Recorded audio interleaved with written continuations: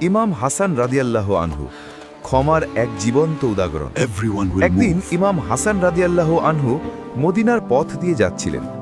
এমন সময় সিরিয়া থেকে আসা এক ব্যক্তি তাকে দেখে অত্যন্ত কটু কথা বলতে শুরু করল। লোকটি তার বাবা আলী রাদিয়াল্লাহু আনহু এবং তার পরিবার সম্পর্কে অত্যন্ত নোংরা গালিগালাজ করল।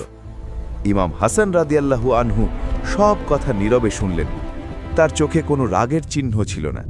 লোকটি যখন গালি দিয়ে ক্লান্ত হল, তখন তিনি মুচকি হেসে অত্যন্ত বিনয়ের সাথে বললেন, ভাই, আমার মনে হয় আপনি এখানে নতুন এসেছেন এবং হয়তো আমাকে অন্য কেউ ভেবে ভুল করছেন। তিনি লোকটিকে রাগ দেখানোর বদলে বললেন, যদি আপনি ক্ষুধার্ত থাকেন তবে আমাদের সাথে চলুন, আমরা আপনাকে খাওয়াবো।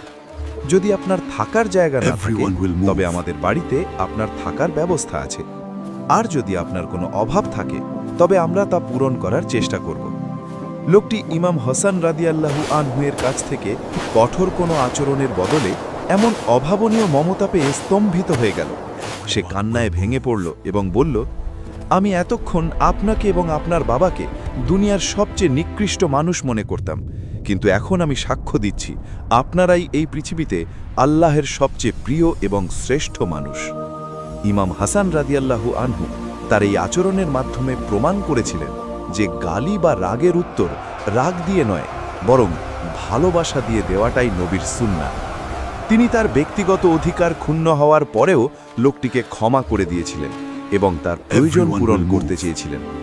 শিক্ষা: এই গল্পটি আমাদের শেখায় যে ক্ষমা এবং নম্রতা তলোয়ারের চেয়েও শক্তিশালী।